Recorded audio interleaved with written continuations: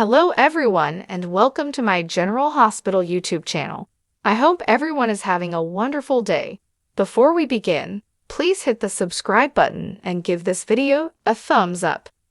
Jason asks Anna, who answered the phone after realizing Sonny wasn't there in the PCPD interrogation room. "He can leave," says Anna, clamming up. You should trust Jason because he says he's trusted her with everything. Wiping away the tears, Anna confesses that it was Valentin. She claims to have previously informed him that Valentin was the one who initially presented Sonny with the offer from Pikeman, but she mistakenly believed he was acting as a go-between. But it all hit her when she heard his voice. This is a well-worn WSB strategy, and Valentin is employing hitmen that Sonny has previously collaborated with in order to take advantage of the strained relationship between them. Jason is asked by Anna if he believes Sonny may have stopped the hit.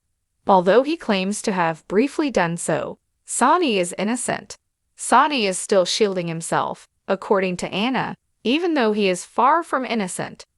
Jason draws attention to the fact that she sought to stand in for Valentin, and he demands to know why Valentin desires his death. Since this hit seemed to have come from Sonny, Anna reminds Jason that he infiltrated Pikeman and knows too much. As a result, Sonny is eliminated, allowing Pikeman to do anything they want in Port Charles. She claims that this is typical Valentin, and that he was already close to Brennan. Valentin said they hardly knew each other when she told him about their friendship. She discovers that with Brennan incarcerated, Valentin is now in charge of Pikeman. Jason is grateful to her for providing for his needs. Jason claims he can return Kate's life by giving him Pikeman's head. She can't allow him to do that, says Anna. They don't have any evidence because she claims not to have recorded the talk. If Kate pursues Valentin, she contends, he will easily outmaneuver him and the FBI will never let Jason free. Jason promises to obtain the necessary evidence from Valentin at that time. She queries how he intends to obtain the proof. When Jason announces he's going to examine his home, Anna threatens to shoot him, claiming Valentin will know his cover has been broken. She tells Jason that although he's good at this, he's not as skilled as Valentin, who had WSB training. Anna will obtain the evidence and has another plan. She points out that Valentin will invite her in, so she doesn't even need to break in. If she doesn't think Valentin is suspicious of her, Jason asks. Though Anna is aware of this, she can also obtain proof that he adores her, but she'll require some time. Jason says that he can't wait any longer because he has already had 2 years. Again, Anna asserts that she is the only one who can defeat Valentin. Is it too personal for her? He queries. She claims she can handle this, but she needs his help, so he must provide it. He consents to follow her lead. Carly asks Drew what's going on when he stops by her house. He declares that he is considering a candidacy for public office. Is this a joke? She wonders, because she doesn't get it. He declares that he is considering a congressional run. Startled, she queries why. He informs her that their congressman wishes to endorse him for his seat and that he is not running for re-election. How does he even know the congressman? She wonders. He says he was friends with Nina's father and that Nina introduced them.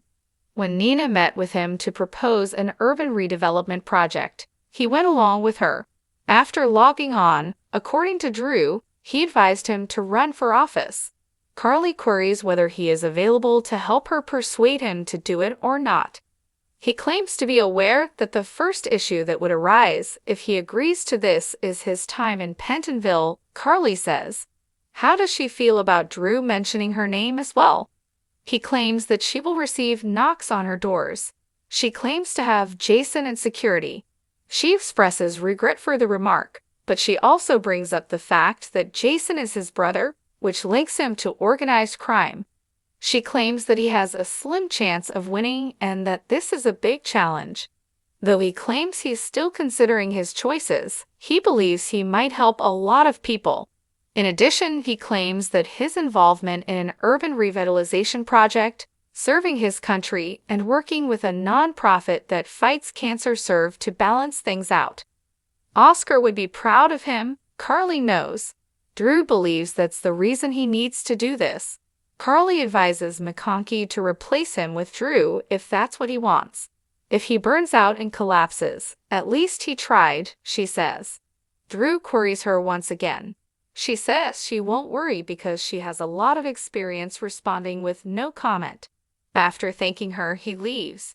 Chase returns home with his father's ashes in a box. Why not an urn? Suggests Brooklyn. It's known as a scattering box, he says. He claims his father will really be gone tomorrow, once his ashes are dispersed. As they settle down, Chase realizes that burying someone is a permanent solution that would provide him a place to go, but it still feels like he's discarding him. Brooklyn. They could leave him here on the mantle, giving him a chance to interact with him. Chase says he has to make sure his father's desires are carried out because Finn won't go for that. She suggests that Chase should consider it this way. Since his father will now be present everywhere, Chase may expect him to be there. She adds that he will carry Gregory's goodness and ideals with him forever. Chase expresses his desire to spend one more day, one more week, or one more year with his father. But that would have meant ventilators and wheelchairs, and he would never have approved of that. Despite his current struggles, he honored his commitment to attend their wedding. He is aware that his father passed away peacefully and without suffering. He states that he still wants him back. He is told by Brooklyn that while it's acceptable to miss him, it's also important to let him go and honor his whole existence.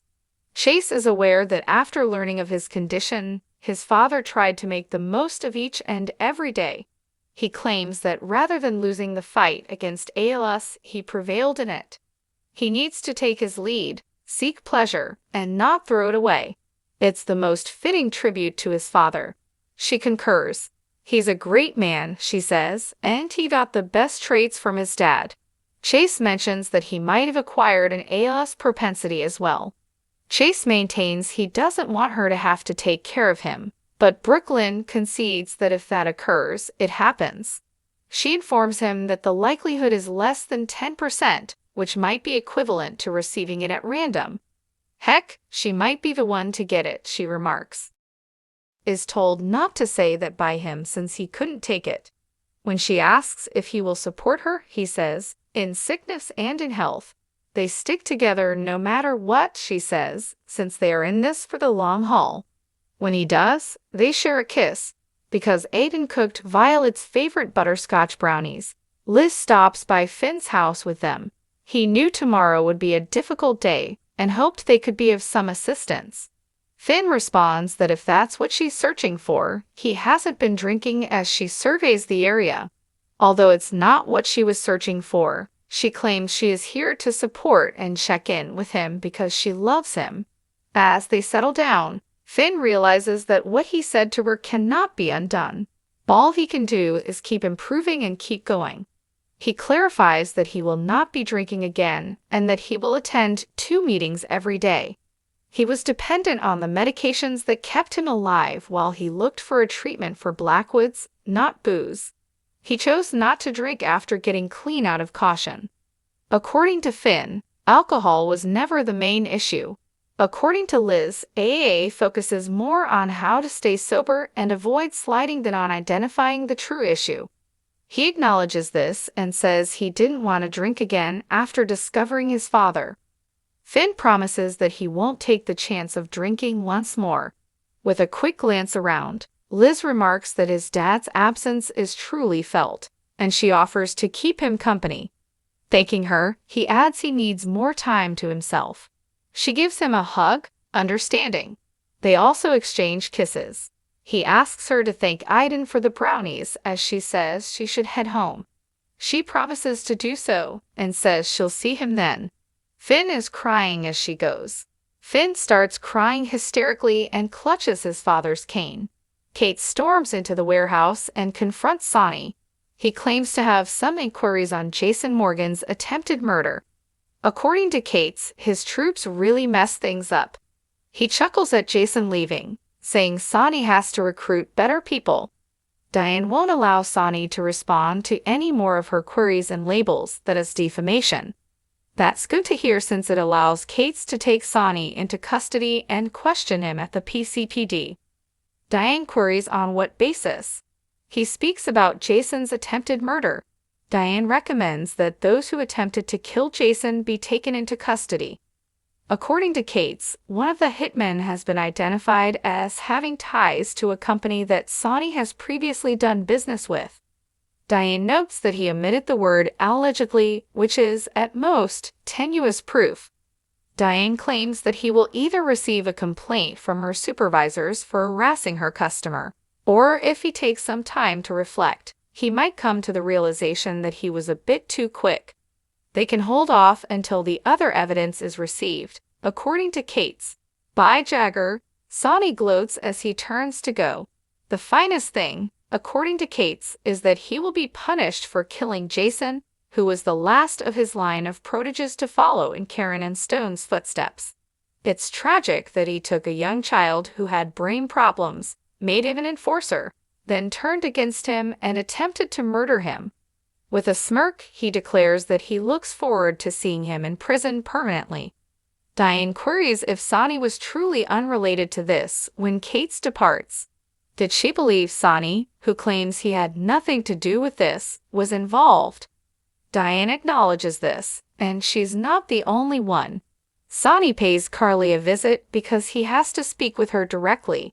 He adamantly maintains that he was unrelated to the events of tonight.